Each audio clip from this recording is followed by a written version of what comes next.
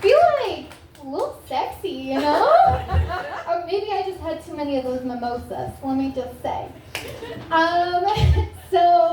Growing up, a little bit about me, I grew up in a religious household, and my mom tried to have the sex talk with me, and that's fine.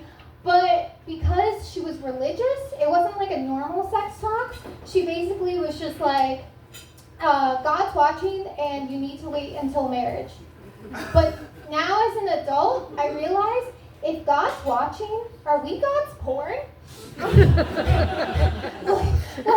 guys, look at me, all right? I'm a hot piece of ass. He gets to watch this for free? He's the big guy. Pretty sure he can pay my OnlyFans subscription fee. And if he's watching, does he watch like certain people, like we have porn categories?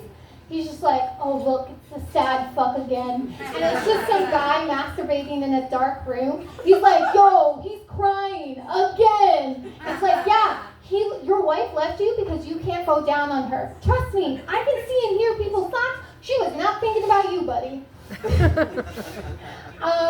Also, if we're made in God's image, my God, does he have a huge vagina? I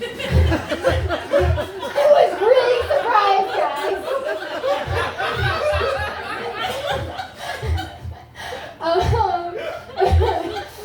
Thank you.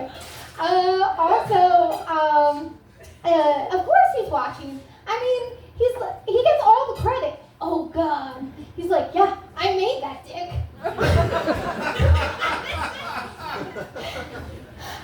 So growing up, I went to Catholic school, and I will say, before anybody asks, no, nobody touched me. They were like, eeny, meeny, miny, ooh, she is too ugly for that. I was fine. Went to Catholic school, and I'd say like my 7th or 8th grade year, we didn't have a nun until my 7th or 8th grade year, and she was our principal. And the funny thing about that was she told us before she became a nun that she used to be a magician. And I just didn't really understand that career transition. And then I realized that they're just both really good at making you believe in things that aren't there.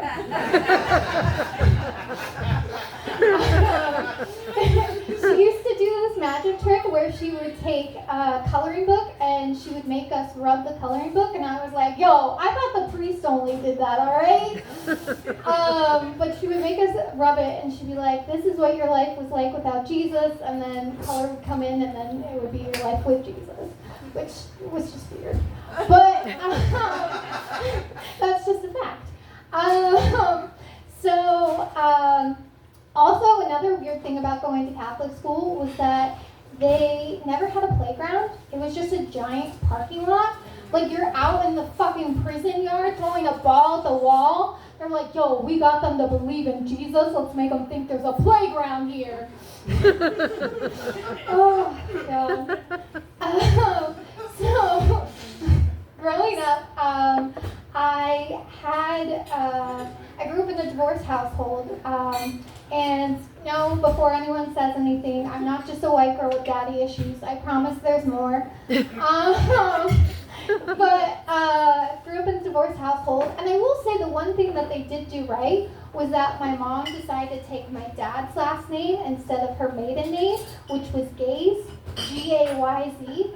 Now, I don't have a problem with the gays, but I just think that poses a new meaning to whether you were born gay or if it was a choice.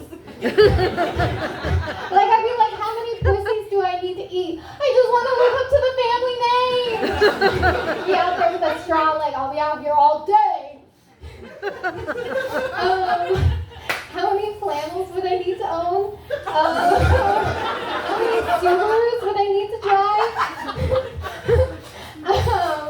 Also, it's a wonder that I was even conceived, considering how many gays there are in my family.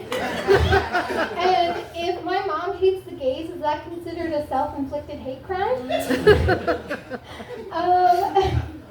So, being in my 30s now, I'm single, and it's always interesting because people really want to ask, like, whether you're settled down, like, what do you plan for your life? And a lot of times people will come up to me and they'll be like, Trisha, like, are you thinking about kids?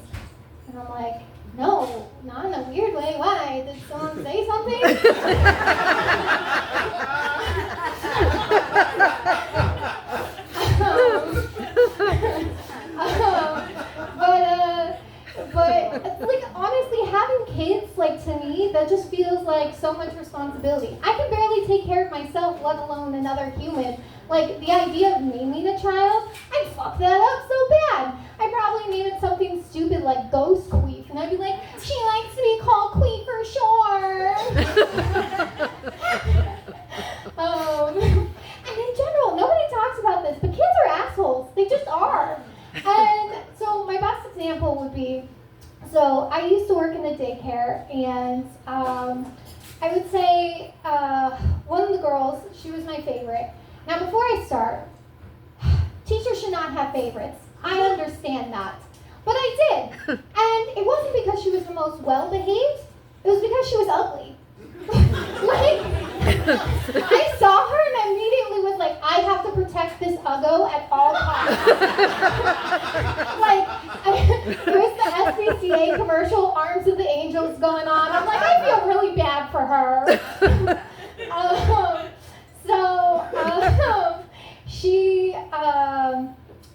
She's my favorite, and we're having circle time, and she comes over to me, and now you need to know that at that time, a lot of teachers were pregnant. So she comes over to me and she goes, Miss Trisha, she goes, there's a baby in there. And she's pointing at my stomach. I go, oh, no, there's not. And she goes, grabs my stomach fat and goes, then what's this? I have never been more insulted in my life. I was like, first off, you need to stop touching people and you should go play. And then what I really wanted to say was, listen here, nobody's talking about your 5-finger forehead, big head Betty. Shut the fuck up.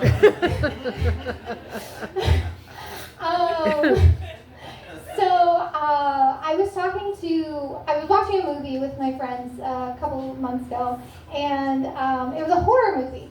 Now, if anyone knows anything about me, I do not do horror. As soon as there's a ghost or a little Timmy comes out and says, there's spaghetti monsters in the wall, I'm punting that child across the room, and I'm out of there.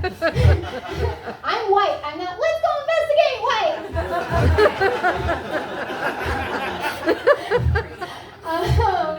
So we're watching this movie, and basically the premise is that there's a serial killer who takes women's body parts and makes them into food. Now, here's the thing. I'm getting more and more disturbed when I'm watching it, and it's not because of blood or the gore. I'm watching it, and this body part that this man took was this woman's ass, and she's acting completely fine. I'm like, how? Are you sitting? You have no ass! Like, this literally takes a whole new meaning to girls with no ass. You literally have no ass! And also now I have to go on Tinder and qualify whether you mean eat ass like lick or like Hannibal Lecter. I didn't expect to have to do that, but here we are. I was talking to one of my friends a couple months ago, and he was like, we were talking about a mutual friend. He's like, she's so funny, she's so hot, she's got a nice ass. And I was like, well, geez, I wonder what he thinks of me. So I was like, what do you think of me? The pause this man gave literally still haunts me to this day. He was like, you have a great personality. Oh. I said, no! That's what you call ugly girls! I'm hot and funny! Alright, thank you guys. That's my time.